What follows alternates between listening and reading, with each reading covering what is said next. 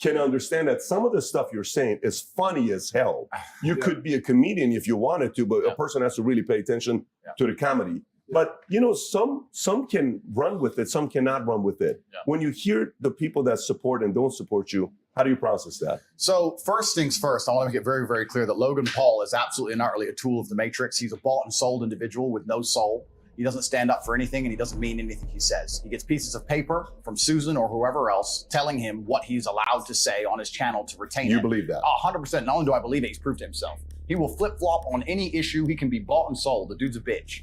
Logan Paul is a bitch, and I will say that here publicly. If anyone wants, I'll fight him for free. The guy's an idiot. No money needed to fight Logan Paul. Logan Paul doesn't believe in any of the things he says. Logan Paul is a man, if you ever were unfortunate enough to consume his content, I get sent clips of it all the time by people mocking him. As soon as something comes out, whether it's Harry Styles wearing a dress, whether it's Lil Nas twerking on the devil, whether it's this, he just sits there and goes, yeah, this is great, yeah, this is great. He is a talking piece. He is the mouthpiece for the agenda. The people have come along, people who are trying to force a narrative, and they said, look, we need to have some degree of control over the exact demographic that Tate has control over. We're going to use Logan Paul and attempt to use him. And he sits there and just purports the bullshit points of view that the whole Hollywood establishment wants to support. He doesn't believe in what he said. He's told what to say. And because he was canceled before and it emotionally destroyed him, he sat on camera crying his eyes out like a little girl instead of being a man about it. He is so fearful of the mob, so scared of being canceled again, that he's going to sit there and say anything he's told. He doesn't believe that shit. Before I was canceled, him and his boyfriend Mike did endless videos supporting me, laughing about me, saying how funny I was, tagging me on Instagram, inviting me places, etc. The second I'm canceled, they flip reverse it and shit themselves because they don't want to get canceled too. They are children. That's all they are. So Logan Paul's a bitch. First of all, Logan Paul. And what's actually been interesting about this whole cancellation thing, it hasn't negatively affected me in any serious way because I've been saying on podcasts for years, I know a cancellation is coming. I knew it was coming. I knew that as I got more popular and more powerful to the degree that it was going to come. But what it has done is it has awoken the world, to anyone who's perspicacious enough to pay attention, to learn which individuals out here in the social media space actually have character and believe what they say, and which are completely bought and sold and are tools to the maker. The people who have decided to stand up for me and say, no, this is bullshit, are people who have, to some degree, credibility. You know, this is people who say what they truly believe. But the people who were totally a fan and then post-cancellation shit themselves in 1H and get a new piece of paper to talk from, that should tell the public out there exactly who's controlled and whether these people have a genuine narrative that they're trying to report on the world. And it's interesting. Logan's one of them, and there's a few others. But I'm glad it happened just for that alone. Because it's actually very clear. If you go to Logan Paul's last podcast where he's discussing me, all of his fans, and we'll talk about fans and viewers in a minute, because I think they're very different things. All of his fans, which he has none of, all of his viewers, sitting there insulting him. Saying, bro, you're a fucking bitch. Like everyone, all of his own watchers are calling him names because it's so transparent and so obvious what he's doing. Fans versus viewers. Fans versus viewers, very different thing. So he doesn't have any fans, he has viewers. And Susan and the Matrix and the people in charge of social media companies are like, okay, we've set our media machine. Let me ask you guys a question as professionals. Let's assume, as professionals, let's assume what I'm saying is correct. Let's assume that the social media companies, when they ban things, set their media machine, all release thousands of news articles at the same time, trying to convince the world on anything. If they had that degree of power and influence, which I think we can all probably agree with, don't you think they'd take their number one talking piece to the demographic, which is my fan, and give them a piece of paper and tell them? Does that all make sense? Does that make sense to say, well, we told all the news to say Tate's bad, and all of his fans are 18 to 25-year-old men. Who do we have on YouTube who obeys us like a little cop, who speaks to 18 to 25-year-old men? Logan Paul. Okay, Logan, here's your piece of paper. You want to get canceled again, Logan? No, you don't get canceled, do you? No, You're saying a call like that was made? 100%. The dude's a bitch. He 180 from a super fan to just talking about my rhetoric being dangerous in 24 hours. There's a difference between you saying who you think he is versus you making the speculation that he got called by somebody to say, here's a narrative you want you to take, or else we'll silence you. Well, Logan is not capable of independent thought. So if someone didn't give him the narrative, he didn't think it up himself. The dude's an empty vessel. He says what he is told to say. Somebody, somewhere, told Logan what to say and what stance to take. We can argue whether it's a social media company, whether it's a manager who's fearful, whether whatever. But somebody sat with Logan and said, look, Tate's getting a lot of smoke. You were cool with him. Your boyfriend Mike was cool with him. He's getting a lot of smoke right now. You're going to bitch out. He sat there and said, yes, sir. Yes, I will. Because he has no character or no integrity. If it was all the other way around, let's imagine he was getting canceled, and I truly believed it was unfair, I'd sit there on my own platform and say, this is bullshit, because I'm not bought, sold, and owned. He's an owned individual. So he's always going to say what he is told to say. He's always going to sit on podcasts, speaking to the youth, promoting Harry Styles wearing a dress, saying that it's great that Lil Nas twerks on the devil in real time for our children to digest, and then say, I'm dangerous to the youth, because that's what he's been told to say. Logan Paul has absolutely no capability for independent thought, and he has no character as a man. That's who Logan Paul is. Now, you said he got canceled in the past. I don't think he ever got canceled. I think his channel was demonetized for 90 days, but they kept all his stuff up. He was never taken fully down, like you were fully taken down. They just kind of demonetized. This is for the Japanese. This is when he did forest. the Japanese video where apparently he went to a place where you commit suicide in Japan. Right. Yeah, I'm not completely familiar with the absolute mechanics of his cancellation. All I do know is that he cried on television repeatedly. So the dude was obviously emotionally affected by it and is fearful of it. And when someone is scared of something, that's the tool you use to manipulate them.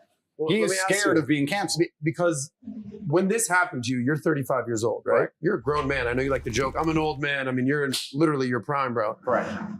When that happened to him, he was 23 years old. Correct. Right? This was 5 years ago. I think he's 27 now, 22, whatever. You've had a lot more life experiences and been in fights, literally, proverbially, all that, versus someone who's 23. I can see where you're coming from, being like he's been groomed by this virtual government, these digital media companies. He needs them. He needs them. He's become a mouthpiece of them, is what you're saying. He's a mouthpiece of them. He needs them. And you're right. He was younger at the time. I would like to think that Patrick has been through a much harder situation in his life at younger than 23 than cancellation and wasn't crying his eyes out like a little girl. So the dude's obviously emotionally soft. He needs them. And the reason he needs them is because Logan Paul doesn't have fans, he has viewers. And that's what's actually been highlighted to me significantly since my banning. That there's a massive difference between those two things. Logan Paul is a person who needs the platforms and needs the algorithms, and people will watch him, but they will sit there and most of them will call him names, but he will have views. That is different than having fans. When you have fans, me, for example, when I got canceled, they say, where's Tate? Where is he? I'll go anywhere he is. I'll download any app. I'll uninstall the other apps. I'll take his content and post it on the platforms they don't want him on. Where is Tate? That's a fan. And that's different. When you only have viewers, you need the algo. Yeah. I don't need the algo. As long as people know where I am, they're going to come. And it's a completely different scenario. Whose playbook you think he's following? If you were to say, because isn't that the Hollywood playbook? Like you follow that playbook, and as long as because that's what you're speculating. He's following the playbook of, you follow our narrative, we're going to give you the world.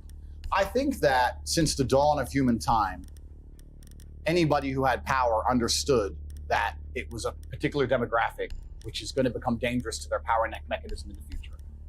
It's not a new idea.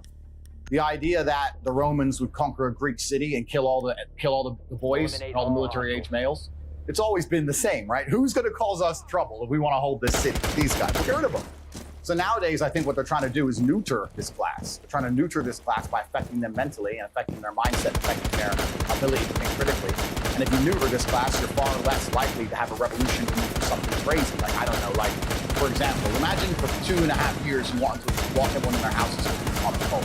Let's imagine you're going to do something dramatic. You would want to ensure that this class of individuals were so busy concerned with either being depressed or jerking off or being physically weak or distracted, so they didn't all stand up and go, wait, this common cold can't hurt me. And I just started my business and I ain't going bankrupt with this shit. They don't want that, so they're trying to neuter a certain class of people. I don't really want to talk too much in depth about who I think they are. I'm trying to stay alive and I would never kill myself. But it's certainly happening. I think anybody with a brain can see the narrative is out there, and the narrative is being reported and accelerated by all mainstream media channels. And people who are allowed to have a platform, such as Logan Paul, have sold their soul, cut their dicks off, and they sat there and say, yes, I will say what you tell me to say. Please don't cancel me. I am a fearful individual. Do this punk. And if he ever meets me in the cage, I will destroy him in real time for free. And he knows that. What about the brother?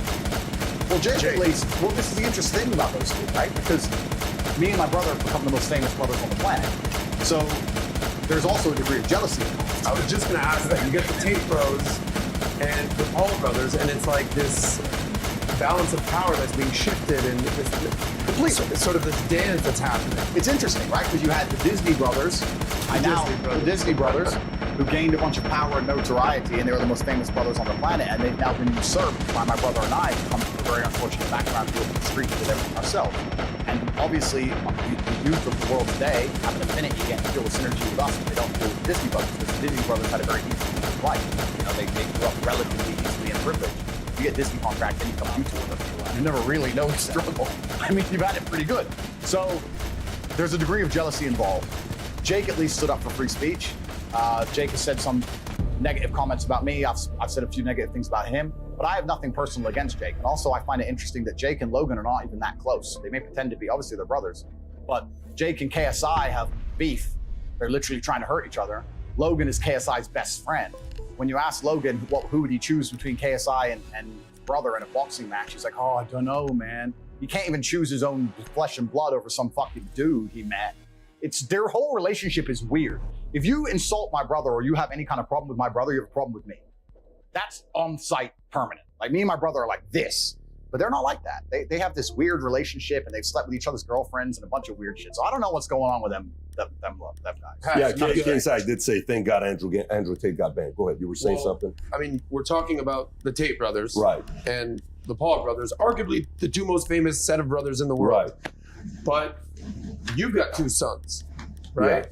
Well, listen, similar age difference between these guys. For me, here's what I like. Yeah. I'm a pro competition guy. Yeah. Right. The fact that he went on Rumble and he got 500,000 subs in 2 weeks, you know who wins? You know who wins? The market. The world wins. Yeah. The fact that he went on Rumble, got 500,000 subs. Good job for Chris for making that move, by the way. We know And we've had good conversations at the house with him.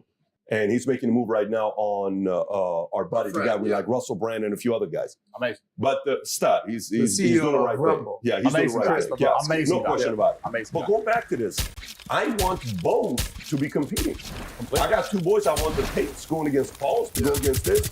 I run an insurance company. We have a lot of siblings that compete against each other. It's great for the market. But where I was going, I said, he's Logan Paul's playbook he's following, right? He's 27.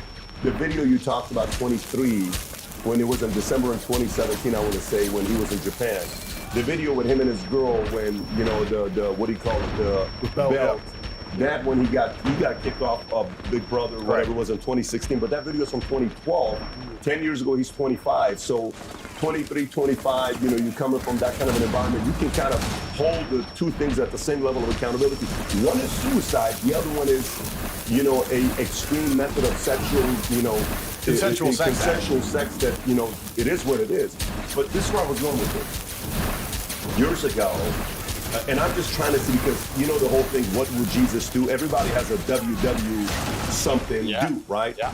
So Logan, when he did the Japan thing, the story came out, he was talking about it openly, that The Rock said, Rock's people said, hey man, you got to distance yourself from him. And apparently what he told is, Rock's people contacted to say, hey, delete all the pictures that we have together, et cetera, et cetera. So maybe he's going into wrestling, he's following Rock's footsteps. Rock is definitely somebody that if he ever wanted to run for office, that's a guy that could do it if he wanted it. I think Logan's another guy, whether you like him or not. I think he's got the pedigree to one day run. It doesn't mean he's going to support his policy, but he is a guy that's going in the direction of one day run. In 20, 30 years, he could do it. So maybe he's sitting there saying, what would The Rock do?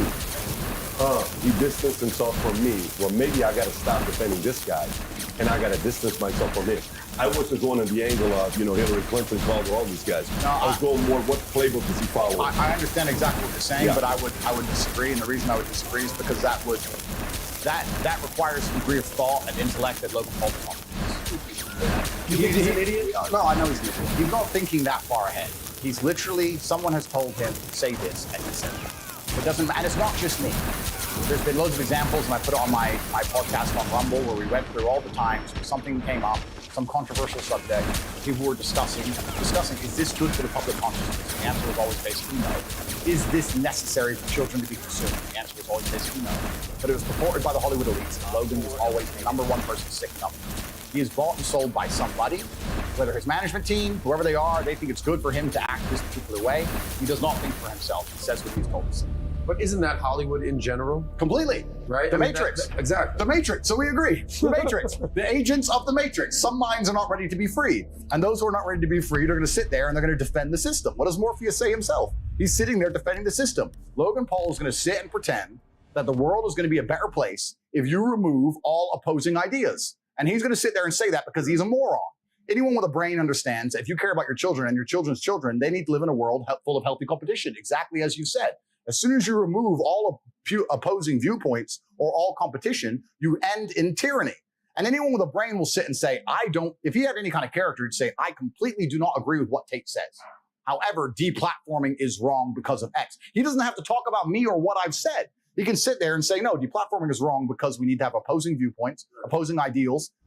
Idea A, idea B, the truth is perhaps in the middle. He has no intellect. You He has can no disagree intelligence. with somebody. He can't do that. He's not smart enough. Yeah. Tate's bad today. Okay, tell me when he's good again. He's a bought and sold individual. When my hero arc completes, because we're at a transition stage, when my hero arc completes, and much like Batman, people understand that we thought he was the bad guy, but we realized we needed him. And when I come back to save Gotham, and the hero arc completes, you'll see him and his little boyfriend back on Instagram saying, Tate's funny, and swap again, because it's allowed. That's all he is. He's That's a your prediction for him. Not prediction, it's absolute matter of fact, especially it also couples in with the fact that he's extremely jealous of my brother and I's success, because my brother and I's success is not based on the same successes that he enjoyed. His success is based on being a clown. That's why he has viewers. He puts on a Pokemon suit and he jumps around like a clown. He doesn't sit there and give ideas or say things that make people think to the point where they genuinely resonate with their mindset. He's not intelligent enough for that. He's a performing clown as opposed to a philosopher. So they're different, opposite things, and he knows that, and it upsets him. He can't sit in front of a camera by himself and say words that are going to inspire the crowds of any city in the world to shout your name. If I were to walk through Madrid right now, there would be young people shouting my name, Top G, Top G. That's because of what I say. He puts on a Pokemon suit and does a dance. He's an entertainer. He's not a thinker. They're We different just things. have that conversation yesterday. They're different things. Right. And this is sort of to your credit. We were having this conversation because we knew we'd have this sort of dialogue. And he said, Pat was asking me, Adam, what do you think? I said, you ever said something about my perspective on Tate is 95% of what I've seen about Tate is camera to the face, him talking and spitting game. Right. When you're talking about the Paul brothers, it's fighting, dancing, all sorts of whatever. Right.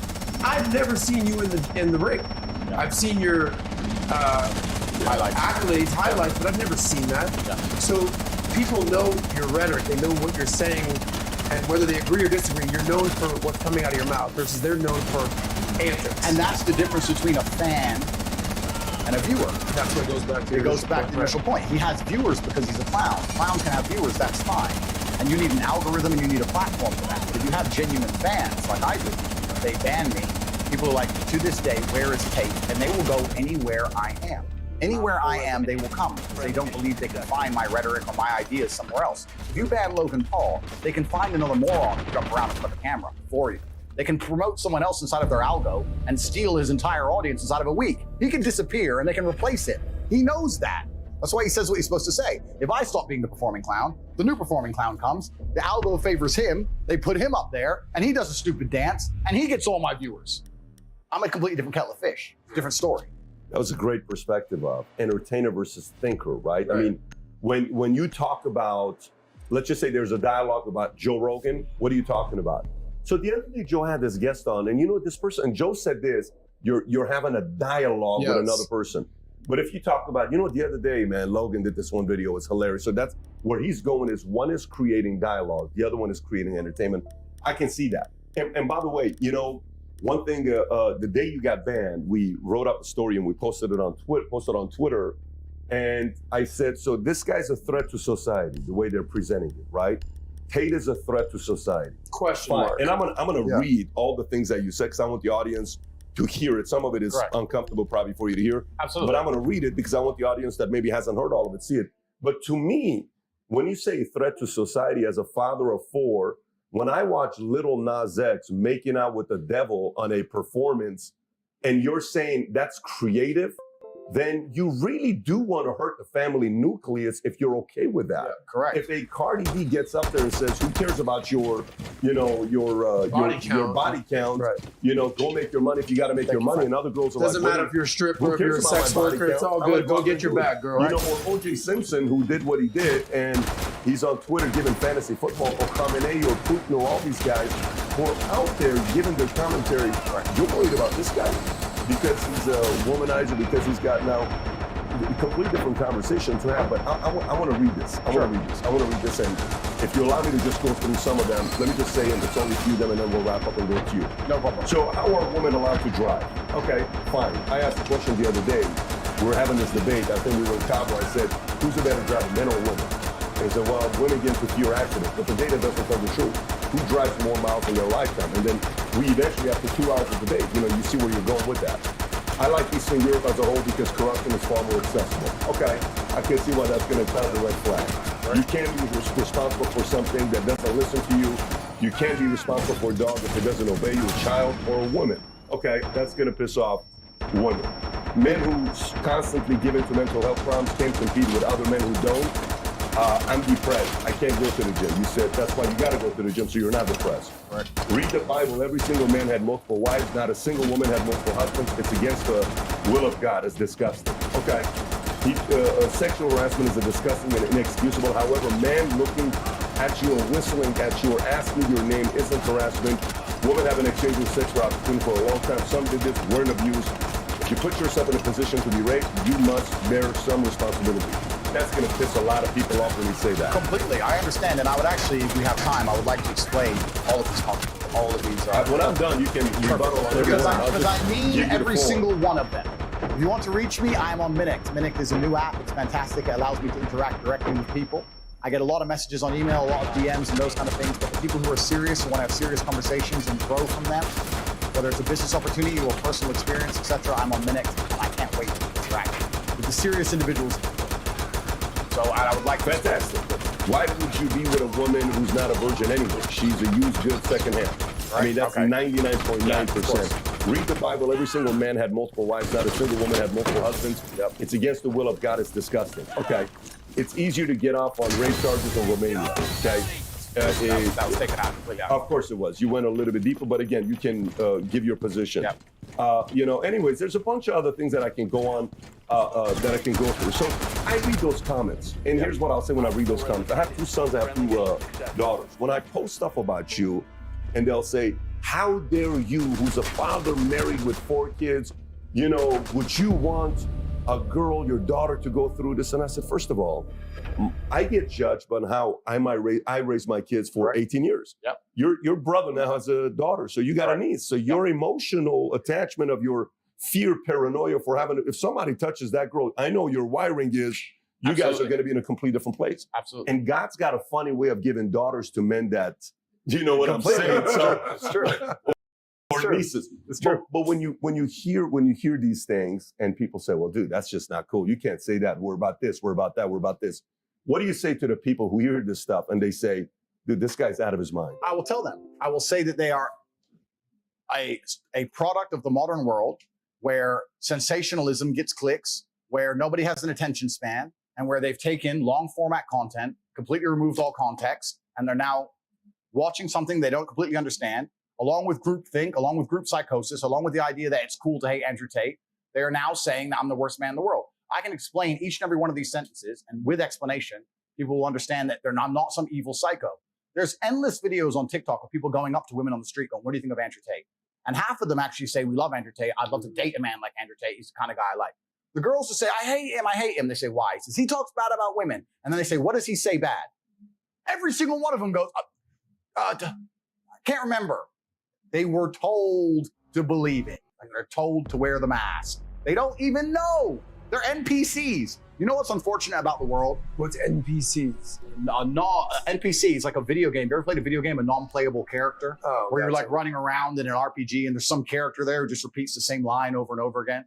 They're NPCs. You know what's unfortunate about the way the world is? Maths and statistics insist there's no way this can be broken. That unfortunately, half of the population are more stupid than average. That's the truth. There are a bunch of dumb people out there who just literally repeat what they're told. Tate's dangerous for women. Tate's dangerous for women. Why? Don't know why. Well, why do I need to go watch all the videos of Tate? I'll just take your word for it. Yeah, I don't even fucking know. If you don't mind, I would like to go through each of these one by one. If you could remind me of the first one, I'll explain it.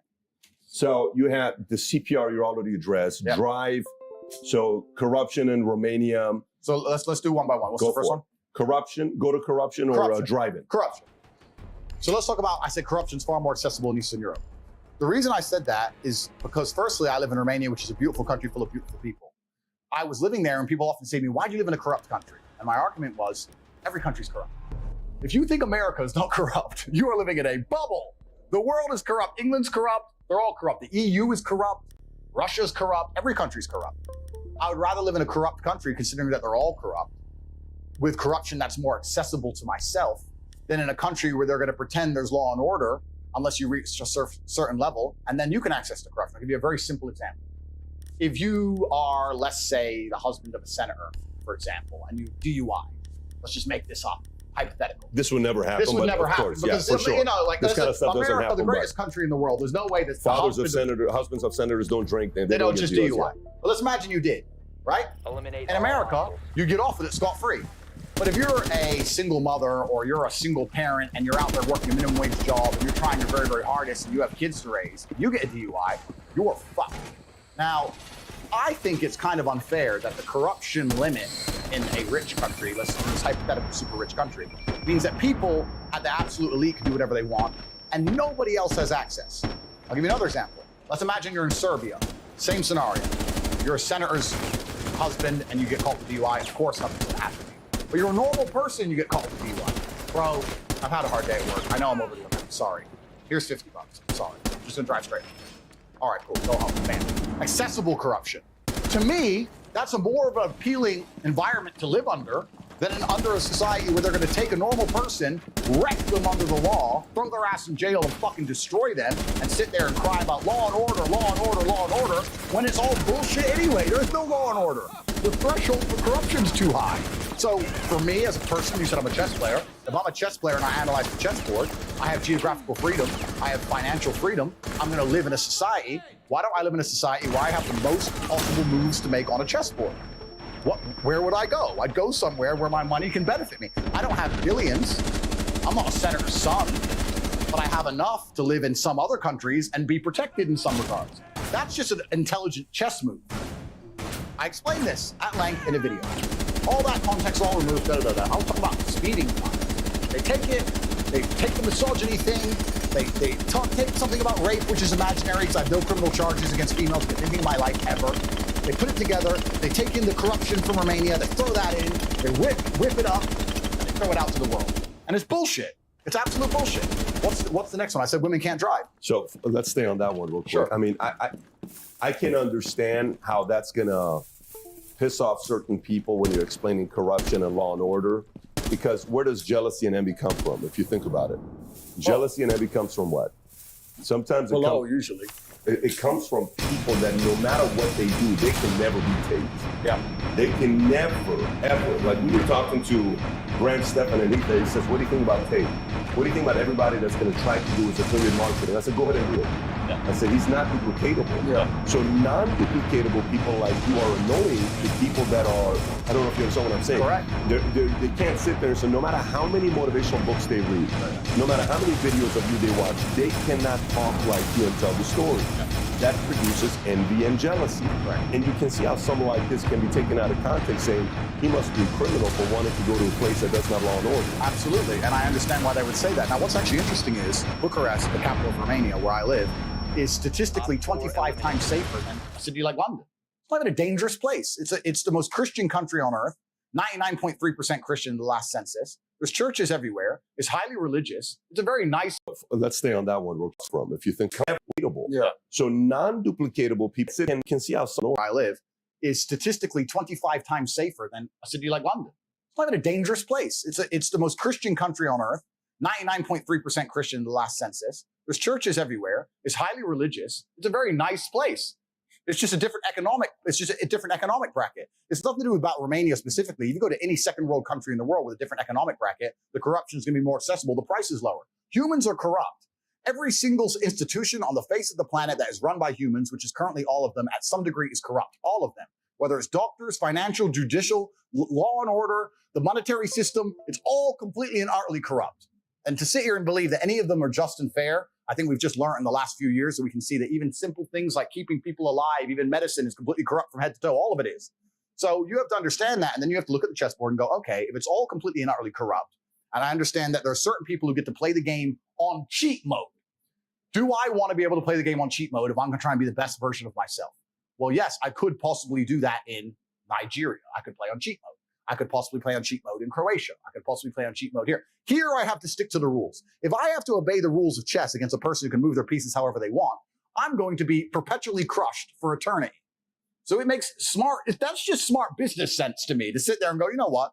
Fuck it. Let's change the board. Let's move it out. Let's reset up the pieces and let's play this way. And this is nothing specific with the country I live. I have absolute respect for the country I live. This is just human nature. This is the nature of systems and how they work and the nature of the first world, second world, third world. This is just how the world works. So I say these things and people want to sit here and try and they mix it up. They take that and they try and mix it up with some girl shit and try and pretend I'm not talking about basic things like speeding fines.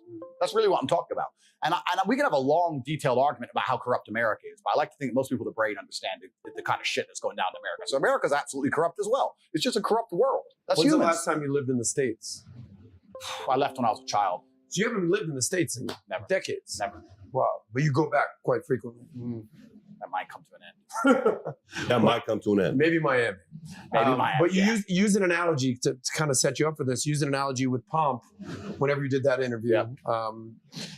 You said, listen, if you two basketball teams, you play a pickup game for $10,000, no referees, no judges, no nothing, just go for it, guys. Do you think there'd be any cheating going on? Fuck yeah. Yep. Of course. Yep. So now, what was the analogy or the metaphor that you made for government and systems? So I said, for that? So I say, if you accept that in a basic pickup game of basketball for $10,000 without referees and judges, humans are going to naturally avert to cheating to make sure they win. Do you think the people who are in charge of the world for the power and control of the entire populace and all of its resources are not going to consider cheating to win? You think it's not going to cross their mind to just go, you know what, let's just change this little bit. I was thinking. You're going to sit there and believe, no, it's fair. Nothing is fair. Nothing has ever been fair. If you've lived a life of genuine hardship, the first thing you will learn is that nothing is ever fair. I've never seen a fair fight in the street. I've never seen a fair relationship. I've never seen a fucking person lose his girlfriend or lose their husband fairly. I've never seen a fair incident on the fucking road when someone gets crushed by a truck. The world is a very unfair place.